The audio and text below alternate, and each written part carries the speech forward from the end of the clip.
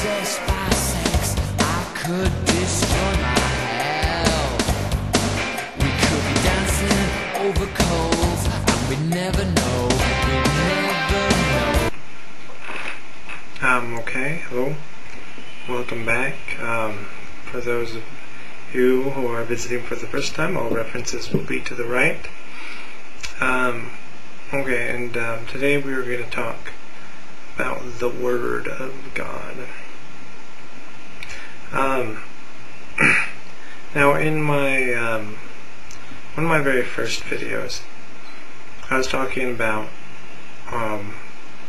Cayce and Madame Blavatsky, and how they had sort of similar line of thought when it came to the people on Atlantis. Cayce said that they were more like thought forms when he was asked about them, and Blavatsky has this theory about root races, where we started off much more ethereal-like than we are, but we became hardened and set in this material body when we had sex. Now, I found a second correlation between the two, which, for me anyways, it just sort of reinforces my belief in this theory. Now, in one of Cayce's readings,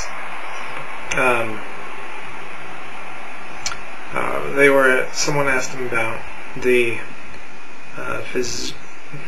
physiognomy, I don't know how you say it, and the habits and the customs and the costumes of the people during Atlantis, during the period just before the first destruction. Now, in Cayce's, when he talks about Atlantis, I think he gives 3 separate destructions, but don't quote me on that. I believe it's 3. And this was before the first destruction. But alright, so he says that in the physiognomy,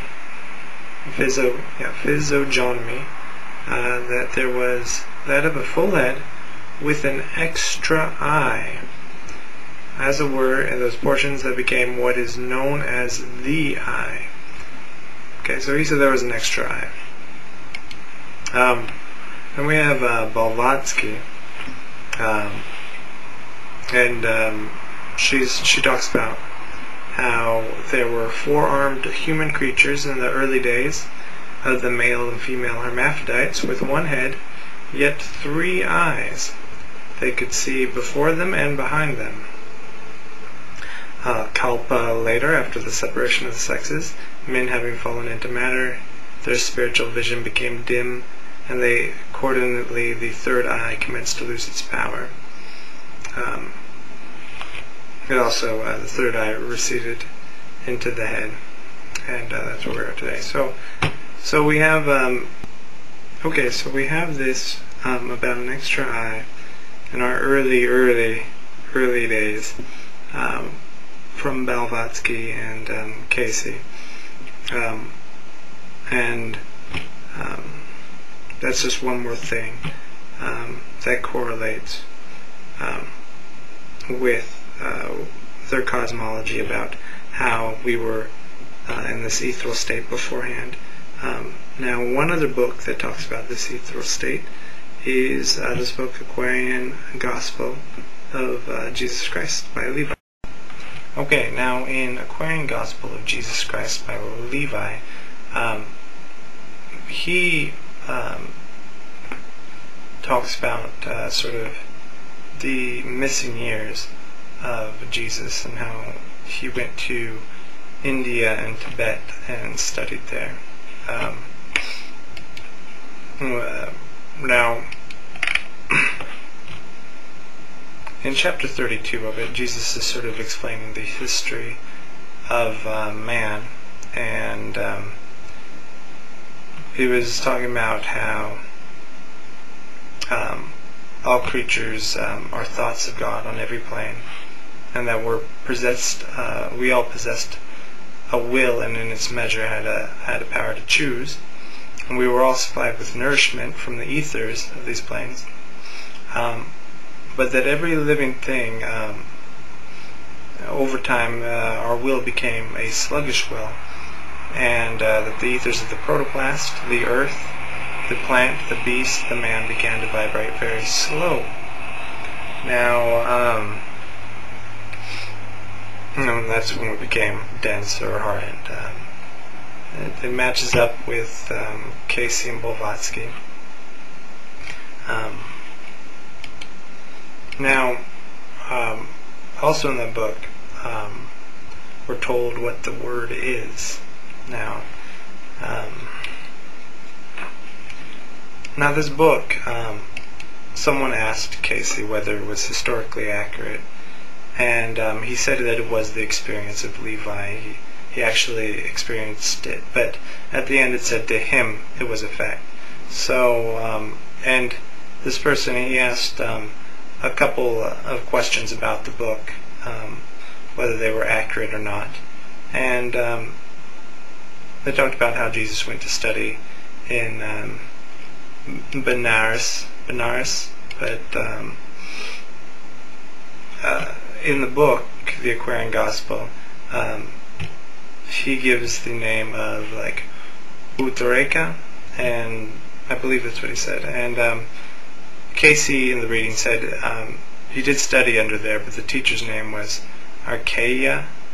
So there may be some facts wrong in that book, but I'd say it's probably basically okay. I mean, he did verify that he studied in India and Tibet. Now, in the Aquarian Gospel, he speaks the word, and the word is spelled Jahhhevah. Now, he asked him to give the meaning and the pronunciation of that, and all it is Java, and all it means, according to Cayce, was the ability within itself to know itself, to be apart from, yet one with the infinite, to be a part of the realm of helpers, to be a part of the realm where the angels are, and those who have, and also means those who have attained the consciousness of the Christ within. That's all it means. Now, the guy earlier in his reading, he wanted to know what that word, he thought the word would specifically give him the power. He's all, I want to understand the proper use of the sacred and omnific word of power, or logos, to have conscious access to omnipotence, omniscience, and omnipresence.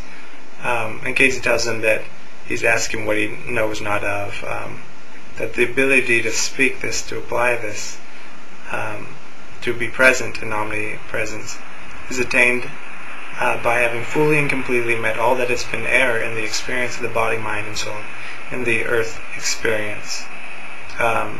It's the consciousness of being at one with the divine that is within, and that's what the Christ consciousness was. It's knowing that you are now a part of God. You don't have this separation that we have. And again, to do that, we have to attune ourselves properly. So basically, check out, if you haven't checked out what I was saying before, check out those videos. That's it. On information about the Word of God.